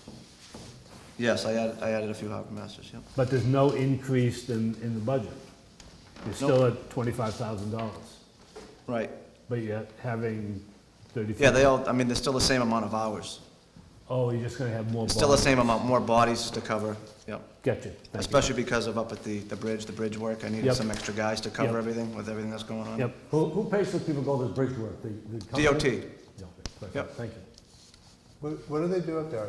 You mean they just kind of patrol? Yep, it's almost like a police detail, but, they're up there, we do safety patrols. We also do a lot with them as far as safety classes, on the water training. We've given, I have one of my assistants who goes up there and he spent some time up there paid for by them to give them, the workers their boating licenses, and we do man overboard trainings, we do, so they love having us up there. We're up there 7 days a week right now, on both sides, controlling traffic, especially now because they're taking steel beams over the channel, so like anything else, you can't have boats going under when they're pulling beams with the gantry crane. So we'll shut down channels, we'll work with the tugs. So Amesbury's also there on the other side. I was gonna ask that. it's for safety. They also like having us there too, so if something happens with the workers, I mean, it helps. Didn't you with guys that, do a too. rescue up there? Can we what? Didn't you guys do a rescue up there? We did, yep. Yeah, last year we had someone that, kayaker that went underneath one of the barges. Council argument?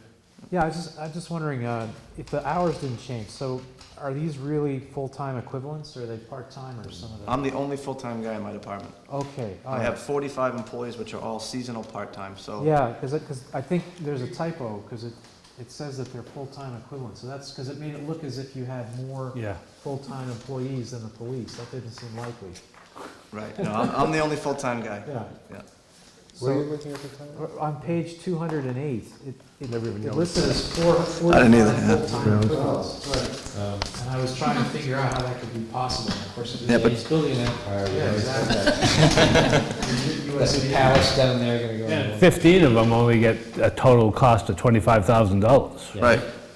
Yep, I mean, they're, Most city employees get, I mean, if you look at, I mean, for 15 employees making 25,000, I mean, they're all part-time, and it's, Yeah. I hold them to I hire them, they have to be at a high standard, but, they're working for short money. So definitely a typo, or definitely. Yeah, I wonder if we could get, I mean, just to get what it is in FTE and full-time equivalents, so we have apples and apples. There's an earlier chart too. That's the one where it really jumps out, where it puts you right next to the police, and it makes it look like you're bigger than they are. I'll find it, Yeah. somewhere in the beginning of the book. Yeah, the 45 also includes the lifeguards. Yeah. Everyone's part-time. Paul, what would be, pick any of those positions, maybe assistant harbor master, are they all doing 5 hours a week, 10 hours a week, what is there? Depends, yeah, I mean, All I would night, say average, they work 2 or 3 shifts. Some of them, some of them have full-time jobs and only available on weekends. shifts 8 hours? Yes, yeah. On Fridays we work, usually start at 2, and depending upon the night traffic, sometimes they'll stay later. Holidays, events, Yankee Homecoming, Riverfest, if the docks are busy, or if we have a really busy weekend, I have them stay until my supervisor leaves. So once all the kids are checked out, once the supervisor leaves, then the assistants will leave. What's the average hourly rate? Average, I would say $14. Yeah, the chart is on page 36. Sorry, I didn't have it before. What page again? 36, position count by department. And there is an asterisk telling that they're seasonal, but everybody else is full-time equivalent. So we should probably correct that. So, yeah. You always screw it up. we do a bench warrant from the, Chairman? Won't find them now, the sidewalks are rolled up down there. Paul, what is the chapter 32 line here? What does that refer to? Retirement, and insurance. Oh, that's, okay, so that's chapter Yeah, that's 32B, not what I have no insurance. control over. I gotcha. Chapter The 32. one was my share of the insurance for all the boats, the docks. I didn't know what bins was, other than something you paint on the walls to keep from bleeding through, but, okay. So it's chapter 32B, insurance for the harbor master, is that it? So we have that, well, we don't for other departments because you're an enterprise? Yeah. Yeah, we pay Right. for all those costs. Right. Get a couple small increases here and there, but Small stuff. other than that, we're pretty much, I think the whole total was about 2.4%. Some of it I had control of, some of it I didn't. As far as the insurances and retirement and stuff like that, but is the new facility anticipated to be on next spring? May, June, is that what you're thinking? No? well, the next process right now is we're getting ready to put it out to bid, and we're hoping for the fall. Where they construct it? think will be online? I mean, usable, That's the plan. Yeah. well, Oh, go ahead. no, go ahead. Well, Councilor Vogel. I wasn't going to continue on that line at all. That's fine. That's fine. I was looking at the line, the 54801 fuel. I know it's nitpicky, but isn't the cost of gas is lower this year, isn't it? We have an extra boat. We added a boat. It's a nice one. The price is starting to creep back up a little bit, you know. Thank you. Actually, I think it's the same as last year.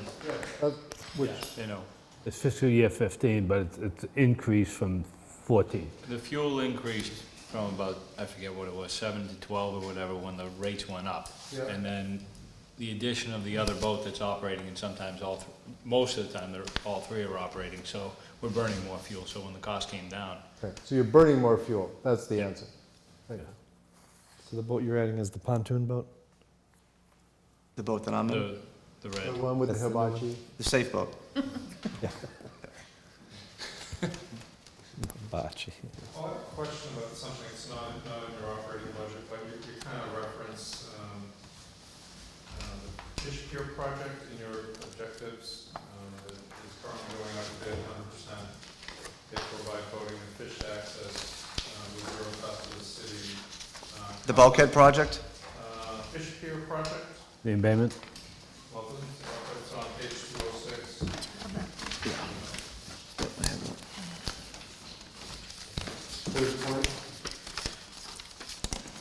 Was it one of the accomplishments? Goal 3.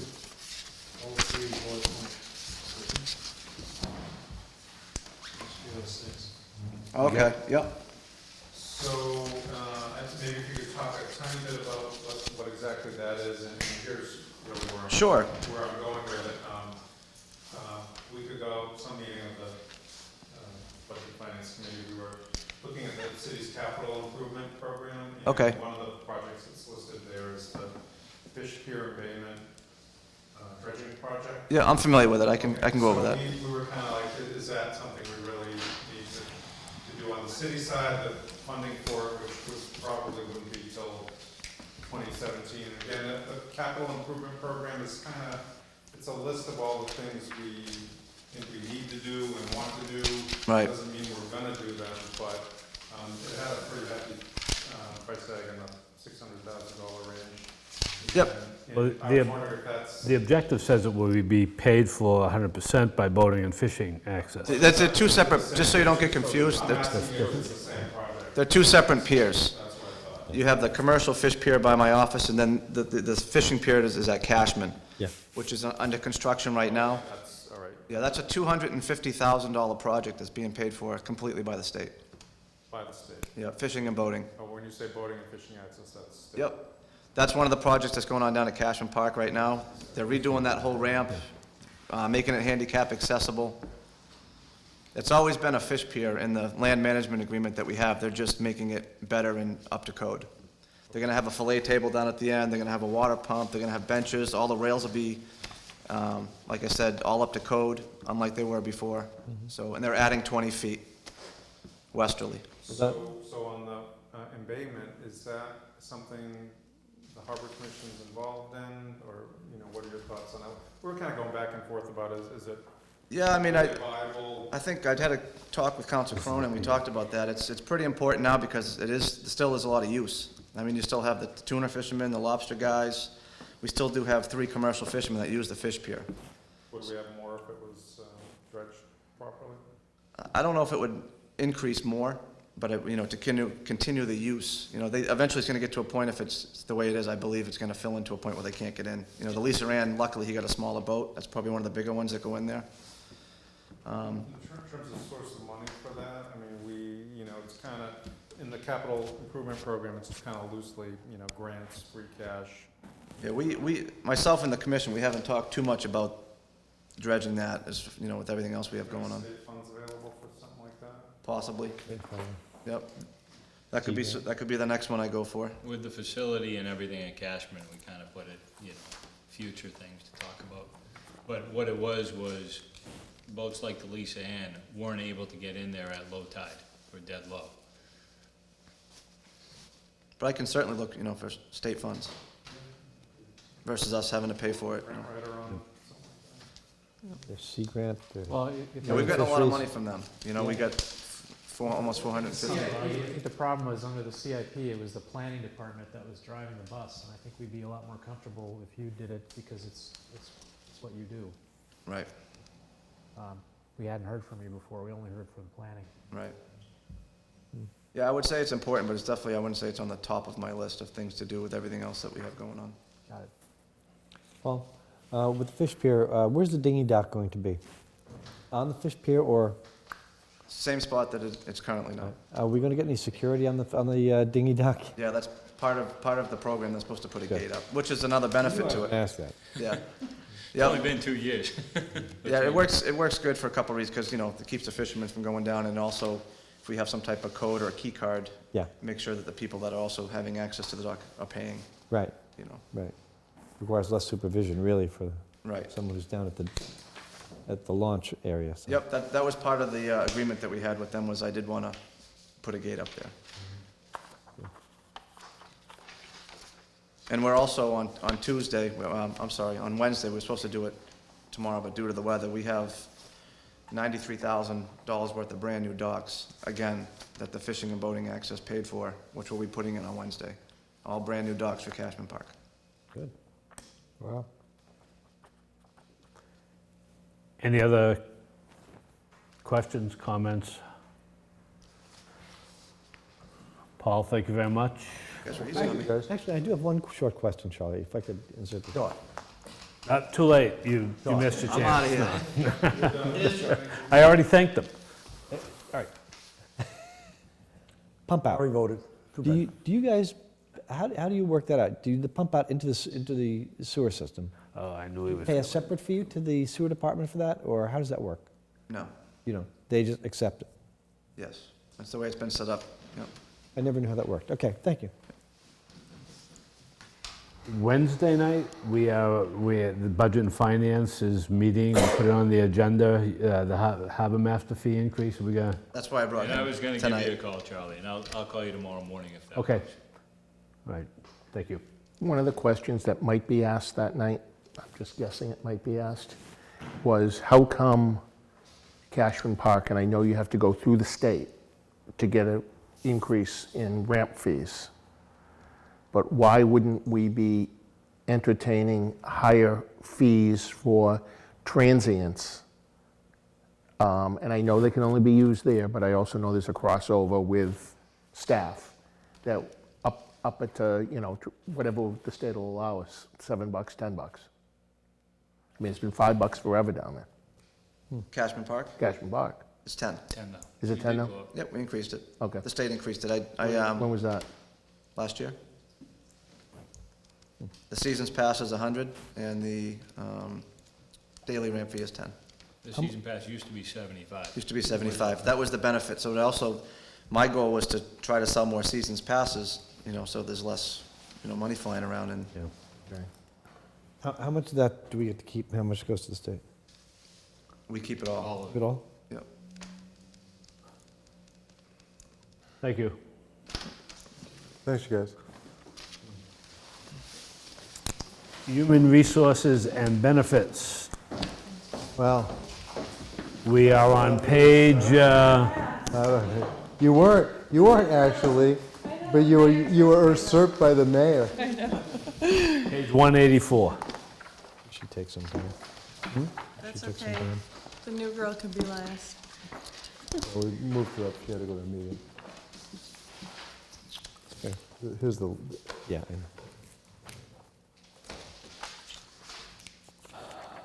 So I can talk about things that happened this fiscal year or plans for next year, or if you've read the narrative and you'd rather just ask me questions, happy to do either.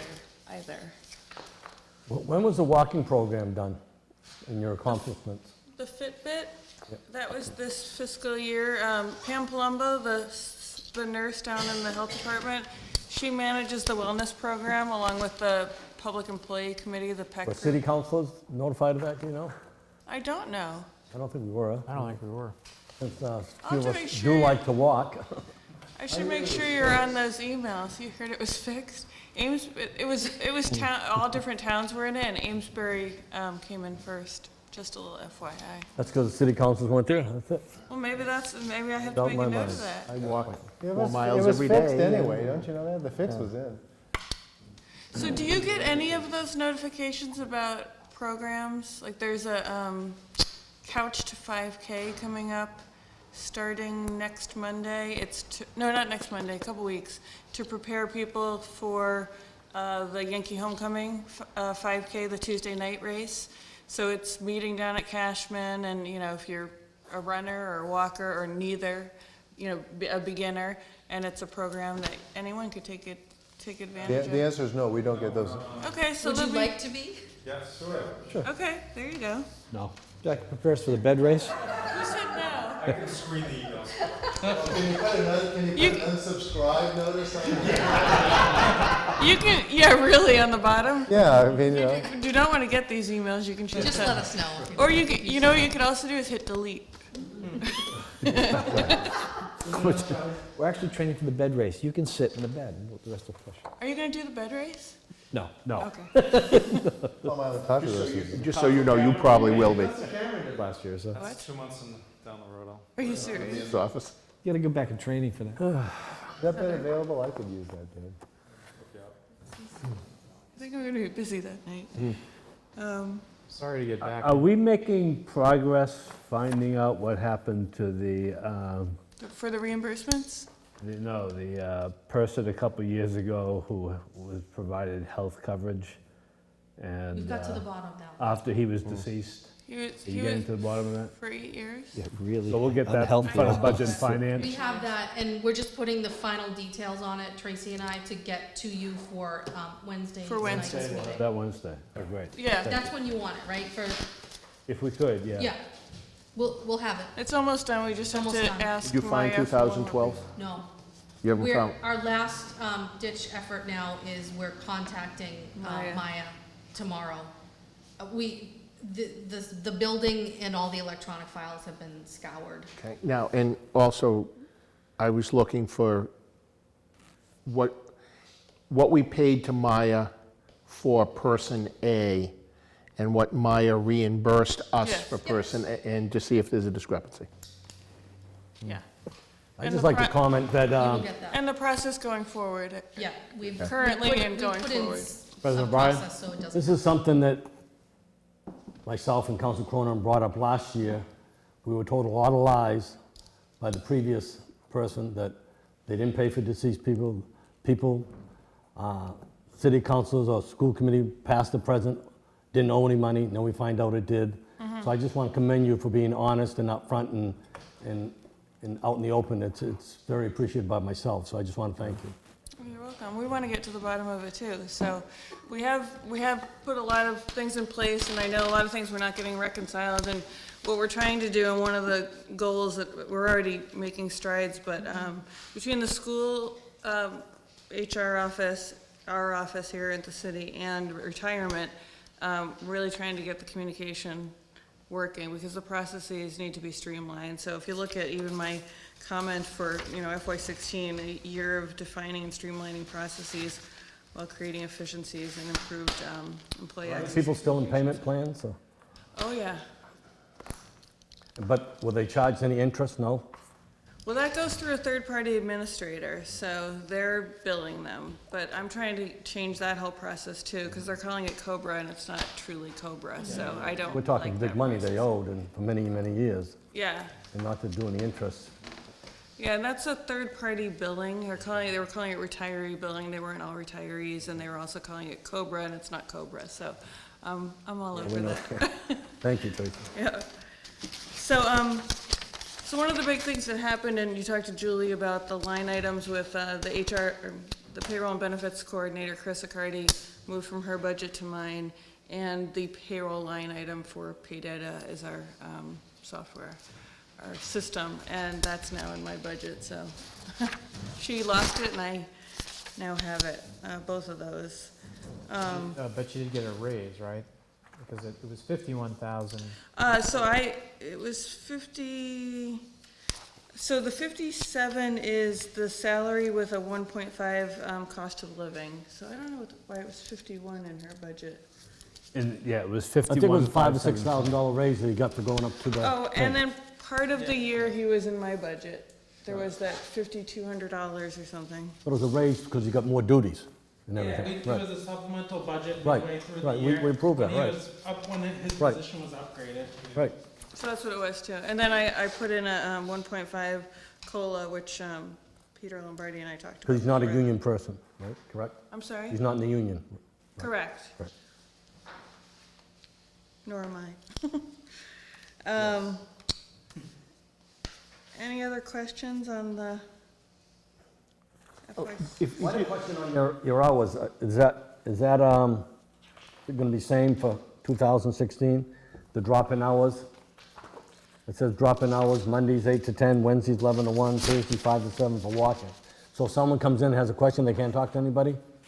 We're there all the time. That's what I thought, so I didn't I know. just posted them because it was a suggestion, but we're there, one of us is always there. Right, that's what I thought, When so. the city hall's open, so. Right, that's what I thought. Okay. It was also suggested, I started creating an office hour, rather than office hours, at DPS at the Highway Barn. I'm there every Thursday from 2 to 3, in case anyone wanted to come and talk to me, so it's a little bit easier and they're winding up their day. But then I was also told it's maybe more comfortable for them to not be there for whatever reason, to leave the barn. So they wanted to know when they could definitely find me, so that's why those are Yeah. there, so. Charlie works at Riverview Cafe, yeah. 10 o'clock. Oh, yeah, they have wireless, yeah, right? Sort of. You can unsubscribe to that too if you want. It's easy. I'll pretend I didn't even hear it. I have a question. Do we have a personnel policy and benefits handout that all employees of the city get when they come to work here so that they have clear definition? Now, some are unionized and some are not, but is there a general policy handbook or a written set of policies We that do have every a employee gets? handbook. We do. That was put in place in 2013, I believe, and Heather's It already. predated, I actually did the first personnel handbook in many years back when I was here, Oh, okay. 10 years ago. I don't know if it There's a kept little up, trivia. but, I don't know if it kept up, but it is in effect now, and it is updated. In fact, I just gave some edits to Tracy based on some changes to state law. Yeah. So there is a handbook, and I have to say, as a user end, having, just come on as a new employee within the past few weeks, I was pleasantly surprised to be handed a packet of information about being a new employee, and that was new, and that was something that Tracy had instituted, so. Yeah, that's. Because it is another thing. customary Like in this most whole- employment we give- settings. We give a whole down new employee packet, which I put in place because it was kind of like, here's a piece of paper, here's another Yeah. piece of paper. Are you interested in health insurance? I'm like, oh, I don't know if that's a really good practice. So that, actually, here's the handbook. This is Yeah. what it looks like. Okay. This is online too, but if you Right. wanted a copy, you can download it. It's 74 pages long. And this needs to be updated. This was March of 2013. And now that applies to all employees of the city, whether they're under the direct supervision of the mayor or not, correct? The contract's gonna take precedence, so if they're in the AFSCME union and something is specific in there, or they have an employment contract, Then like that would Richard was just modify it. saying, then, that would kind of trump this, but this has some good information for all employees. For example, there are people that are supervised by the, or at least advised by the water commissioners and the sewer commissioners and the retirement board. And all of these policies would apply to those personnel regardless of who it is they work under. They're drawing a city paycheck. If they're an employee of the city, now, who all has received this, I can't say, since before since prior to January. I'm making sure everyone that has started since I've started has received this. Now, it's not that it's not accessible, because it is on our website. But have they had it handed to them, and make sure you know that this is, and we're also having them sign off that they've received it. so. I'm Every fine. new employee that's coming through the door, who's coming to HR because they're going to receive a city paycheck, is getting that handbook, and they're having to sign that they have received it. Okay. Tip my hand a little bit, because I think that, and I'll be very specific about it, the retirement board seems to be operating in a kind of parallel universe in terms of benefits and compensation. And it does seem to me that that we have some consistency here, which is a wonderful thing, and I think it's a fair thing for employees and for the folks who are paying the bills. And that those policies are put in place for good reasons, and that they should apply to the retirement board's employees as well, in terms of access and use of benefits, and how salary levels are established or changed. And that's why I asked this set of questions. No, I understand what you're saying. So I can't speak to, were they aware, but I understand where you're coming from. And one other goal of mine for FY16 is a lot of things that I've asked, about a process or a policy. It's not written down, so I want to get more things like that written down. Yeah, So, I agree. mean, That's a good idea. Thanks. So I think with updating the handbook, including Heather's updates, and I really need to look at it myself, republishing it, having another sign off to the population you're talking about as well is what we would be doing. Good. Yeah, I'd encourage it. What? Sorry. FMLA, Family Medical Leave Act. Yeah. So if so anyone needs- exploring third-party administration. Yeah, I think in the past, it looks like it's kind of, people have gone out on a, health concern, medical reason. Yep. Could be maternity, it could be they broke their leg, had surgery, and they've just gone out and the supervisor's, been okay with it, but they should be filling out paperwork, and we should be recording the 12 weeks that they're entitled, whether it's for themselves, for a family member. I mean, there's federal rules around it that were put in place by Clinton in 1993. So I want to make sure the process is very clear to people. I just had an employee say, that she didn't want to fill it out. I'm like, it's really in your best interest, and you really don't, it's to protect your job, basically. So it's just been a little bit looser than it should have been. So I just want to, tighten up the process. Is it 5 days or more? What's the? Yeah, typically you can ask for an excuse or a note or documentation after 3 to 5. If someone's going to be out for an extended period of time, my go-to response would be give them the paperwork. Have your doctor start to fill it out. They've seen this paperwork a gazillion times. It's for your protection is really the idea behind it. Or your parent, your child, your spouse has a serious illness and you want to be their caretaker, that's another reason to fill out the paperwork. Then you're protected. And you could it also protects the city in terms of Yes. liability if Exactly. they send someone out. It's important for them to, yeah. It also starts the clock on The 12 weeks. because someone can invoke that leave at some point, Right. and if they hadn't earlier, then. Right, then we're starting Right, from we're nothing. starting from And if the scratch. city gets audited, But you then can take it shows up. one day a week if you had to Oh, take, yeah. You can take intermittent. That's intermittent You can. leave. yeah. You can. So you could take, someone needs to get a treatment every morning or every 3 mornings a week, and then that goes against that clock. Right. But again, that really needs to be documented. Right, It exactly. shouldn't be just a loose, No, floating out there concept. right, Yeah. I agree. I Anything guess I'm else? taking over, go ahead.